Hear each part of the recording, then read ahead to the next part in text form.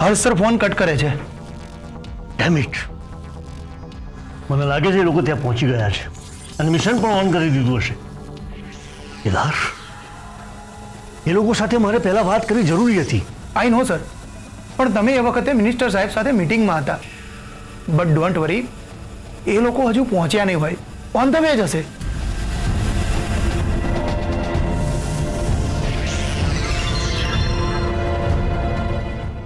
Hello તનુ. હા, નાયક sir વાત કરે છે. યસ સર, ફૂલ સ્પીકર પર છે. ઓર્ડર. હર્ષ, હજુ એ કન્ફર્મ નથી થયું કે રિયાની બોડી ત્યાં જ હશે. નો સર, બટ મારા ઇન્ફોર્મરે જે પ્રકારની ઇન્ફોર્મેશન આપી છે એના પરથી આઈ એમ 99% શ્યોર કે ત્યાં રિયાની બોડી હોવી જોઈએ. Then go ahead. ઓપરેશન એકદમ સાયલન્ટલી થવું જોઈએ. Yes sir. મચ્છરને માત્ર દવા છાંટવાની છે. Copy that. હર્ષવર્ધન, રિયાની બોડી ત્યાં હશે તો મને તમારા પર પૂરેપૂરો વિશ્વાસ છે કે તમે તમારું આપેલું વચન પૂરું કરશો. Thank you sir. Don't be emotional. Yes sir. Sir, તમે ચણા કેટલા લીધા છે? સર, તમે ઇમોશનલ થવાની ના પાડી એટલે કોમેડી કરે છે. 250 ગ્રામ. કેમ? બસ, તો તમે ચણા કમ્પ્લીટ કરો ત્યાં સુધી અમે લોકો મિશન કમ્પ્લીટ કરીએ. હર્ષવર્ધન, રિયા તો આપણી વચ્ચે નથી રહી. એના વતી હું તમને એક વાત કહું છું. I am impressed.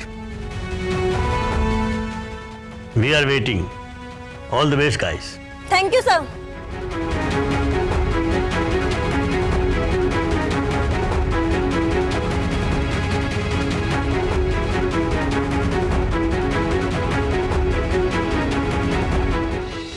મોલ ગ્રુમથી આપણે 15 મિનિટ દૂર છીએ.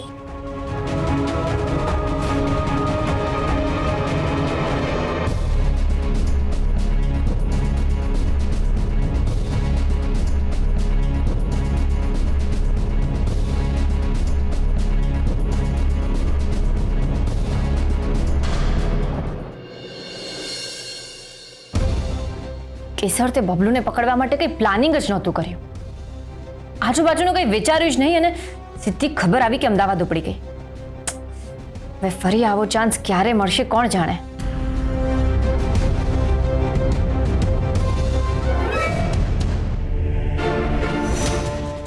તમે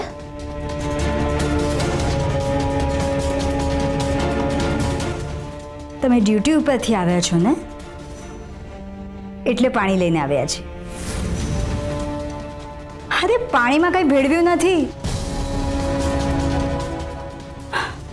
સારું, ના પીતા. બસ હવે તમે થાક્યા પાક્યા આવ્યા હોય તો અમારી ફરજ છે ને તમારા માટે પાણી લઈને આવવાની. આજે બહુ કામ કર્યું લાગે છે, થાકી ગયા છો. તમને એવું થતું હશે ને કે અમે તમારી આટલી બધી કેર કેમ લઈ રહ્યા છીએ. શું થાય, કેર તો અમારે લેવી જ પડે. તમે એકલા જ થઈ ગયા છો એટલે હર્ષવર્ધનભાઈ નથી ને તમારી કેર લેવા માટે એમ કહી રહ્યા હતા. એટલે તમે એકલા જ કહેવાઓ ને. પત્ની અહીંયા ડ્યુટી કરે અને પતિ લોક સેવા. ખબર નહીં ત્યાં જઈને શું કરતા હશે.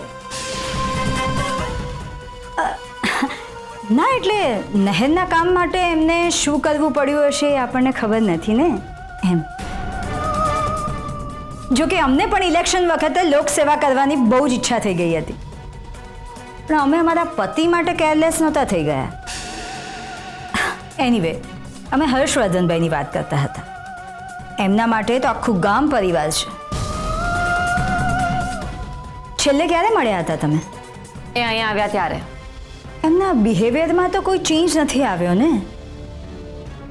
એટલે ઉપરથી તમારી સાથે વાતો કરતા હોય, તમારી સાથે પ્રેમથી ના રહેતા હોય, એવું કંઈક તો નથી ને? ભાભી, તમારા કહેવાનો અર્થ શું છે? અરે અમારે તો ખાલી એટલું જ જાણવું છે કે તમારા ને હર્ષવર્ધનભાઈ વચ્ચે બધું ઓકે છે ને? ભાભી પ્લીઝ, ગોળ ગોળ વાતો ના ફેરવશો. જે પણ કહેવું હોય ને સીધે સીધું કહી દો. તું તો ફરી ગુસ્સે થઈ ગઈ. ઠીક છે, જઈએ છીએ અમે.